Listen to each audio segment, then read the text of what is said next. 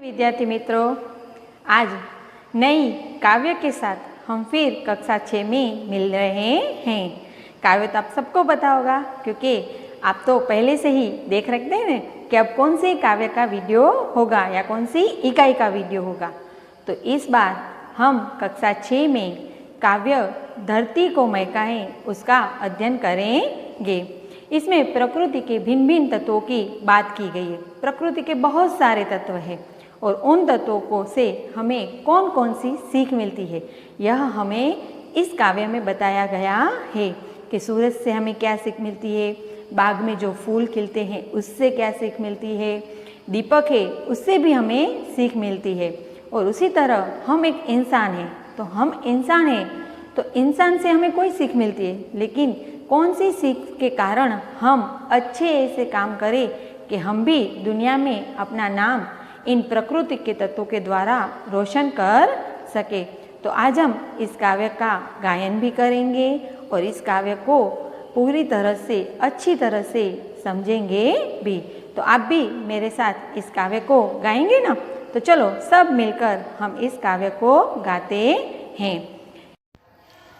बगिया के फूलों को देखो कैसे खुश खुश रहते हैं, आंधी हो पानी हो चाहे सबको हंस हंसाते हैं। सूरज की किरणों को देखो रोज धरा पर आती है, अंधकार को दूर भगाकर सारा जग चमकाती है। दीपक को देखो कैसे यह हरदम जलता रहता है, अपना अंतर जला जला कर रोशन जग को करता है। आओ हम भी इंसान बनकर, आओ हम भी इंसान बनकर जग में अपना नाम कमाए, अच्छे सच्चे काम करे और सारी धरती को महकाए, सारी धरती को महकाए। प्रकृति सबसे बड़ी शिक्षक है क्योंकि शिक्षक से भी हमें कुछ सीखने को मिलता है। उसी तरह प्रकृति के भी भिन्न भिन्न तत्व है और उन अलग अलग तत्वों के से हमें कुछ न कुछ सीखने को मिलता है। पर हमने तो प्रकृति से बहुत कुछ सीखने को मिलता है और इस कविता में भी कवि ने हमें फूल, सूर्य, चंद्र, दीपक आदि प्रकृति के तत्वों से क्या क्या सीख मिलती है यह बताया है। काव्य में बगिया के फूलों को देखो कैसे खुश खुश रहते हैं कि हम जब भी बाग में जाते हैं, और आपको पुस्तक में चित्र भी दिया है, कितना खूबसूरत लग रहा है कि जब भी हम बाग में जाते हैं तो हमारा मन प्रफुल्लित हो जाता है, यानी कि हम आनंदित हो जाते हैं। और वहाँ जो फूल खिले होते हैं वो हमें कैसे हमेशा मुस्कुराते हुए दिखाई देते हैं, लेकिन उन्हें भी तकलीफ तो होती होगी ना, क्योंकि तेज़ धूप होती है, बारिश होती है, तूफान हो, आंधी हो, हम तो अपने घर की छत के नीचे बैठ जाते हैं, लेकिन वह तो वही खुले बाग में रहते हैं। तो चाहे कैसी भी मुश्किलें आए, लेकिन बगिया के फूले वह हर मुसीबत का सामना मुस्कुराते हुए करते हैं। तो हमें बगिया के फूलों से कैसी भी परिस्थिति हो हमारे जीवन में, लेकिन हमें हमेशा उन परिस्थितियों का हंसते हुए सामना करना चाहिए।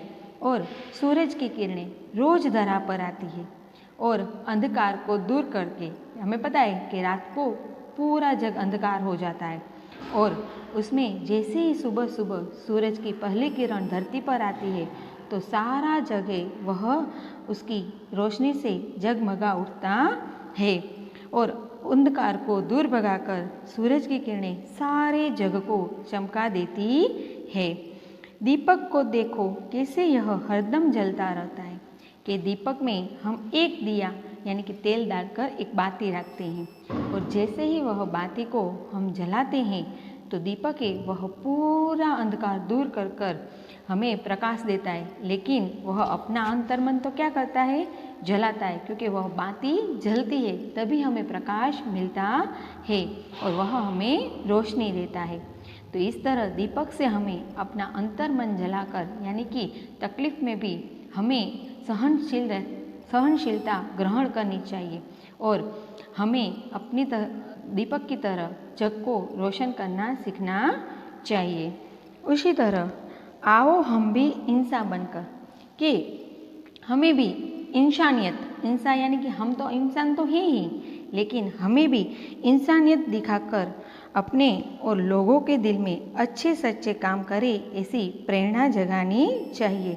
और इन्हीं अच्छे सच्चे कामों से हम सारी धरती को महका सकते हैं, क्योंकि धरती को हम अपनी माता मानते हैं और कभी हम अपनी माता को दुखी नहीं देख सकते। तो वह कब खुश होगी कि जब हम अच्छे इंसान बनेंगे और आगे चलकर अपना नाम रोशन करेंगे, तो साथ ही साथ माता का यानी कि धरती माता का नाम भी रोशन होगा और इन अच्छे सच्चे कामों से हम आगे बढ़ सकते हैं। यह धरती सुंदर एवं सुगंधित बना सकते हैं। काव्य की समझूती के बाद आपको इस काव्य के दूसरे पेज पर शब्दार्थ दिए गए हैं। उसके अर्थ जैसे कि धरती तो भूमि, अंधकार अंधेरा, दीपक दीप, हरदम हमेशा, महक सुगंध, रोशन उजाला, अंतर हृदय और दिल। यह शब्दार्थ आपको कहीं भी समानार्थी के रूप में परीक्षा के समय पूछे जा सकते हैं। उसके नीचे आपको अभ्यास दिया है, जिसमें आपको पहला प्रश्न है, इस काव्य को टेप रिकॉर्डर द्वारा सुनिए और सामूहिक तथा व्यक्तिगत गान करवाइए। तो हमने सबने काव्य की शुरुआत में ही गान किया ना, तो यह प्रश्न आपको नोट में सबसे पहले पूरी काव्य लिखनी है। दूसरा प्रश्न है, अंदाज अपना अपना। इस प्रश्न में हमें अंदाज लगाना है। पहला प्रश्न कौन सा है कि यदि सूरज न निकलता तो यह कल्पना करनी है कि यदि सूरज सुबह न निकले, उसका प्रकाश हमें न मिले तो क्या होता। तो सूर्य प्रकाश न होने पर कहीं भी वनस्पति, क्योंकि हमें पता है वनस्पति का जीवन सूर्य प्रकाश पर आधारित होता है, तो कहीं भी वनस्पति न होती, कहीं भी हरियाली न दिखाई देती, सूर्य के न निकलने पर बादल न बनते और बारिश भी न होती। सूर्य प्रकाश न मिलने पर बहुत सारी क्रियाएं अटक जाती है।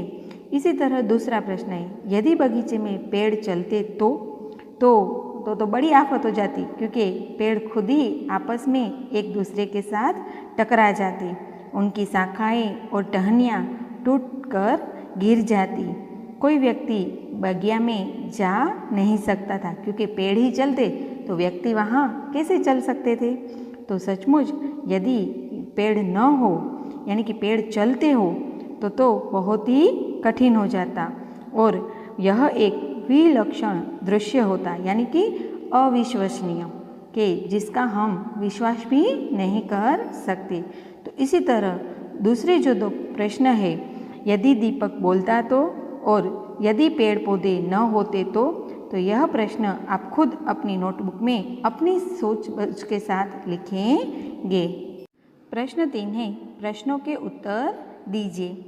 तो आपको यह तीनों प्रश्न अपनी नोट में लिखने हैं और सभी प्रश्न आसान हैं कि आपके आसपास में कौन कौन से फूल दिखाई देते हैं। तो आपके आसपास जो भी फूल आपको दिखाई देते हो, जैसे कि गुलाब का, चमेली का, गुड़हल का, तो सबके नाम लिखकर आप लिख सकते हैं इस प्रश्न का उत्तर।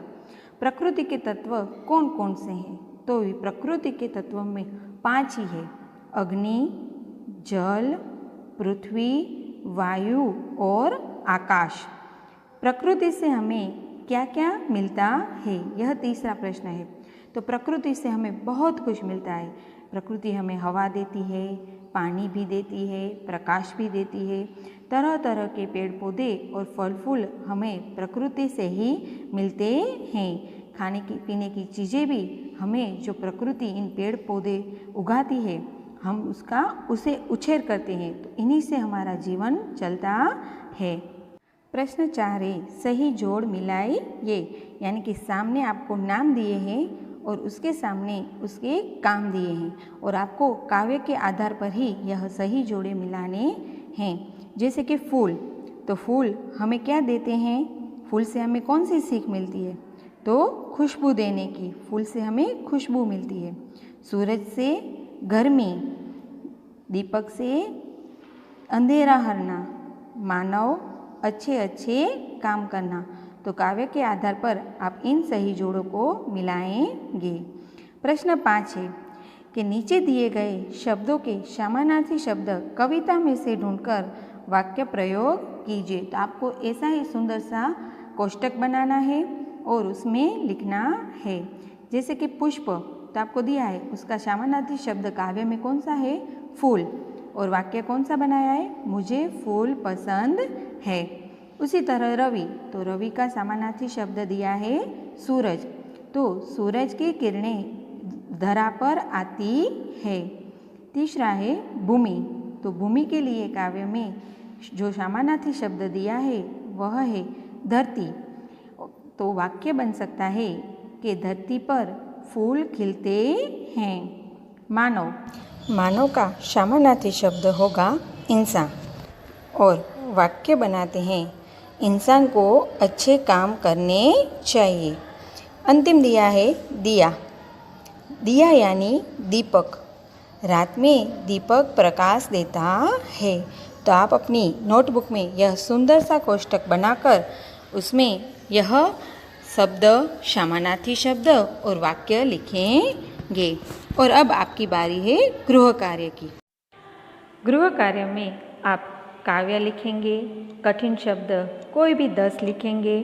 अभ्यास में प्रश्न 2 अंदाज अपना अपना, प्रश्न 3 प्रश्नों के उत्तर लिखिए, प्रश्न 4 सही जोड़े मिलाइए, प्रश्न 5 समानार्थी शब्द लिखकर उसका वाक्य प्रयोग कीजिए। तो यह कार्य आप अपनी नोट में सुंदर अक्षरों में लिखेंगे। अस्तु।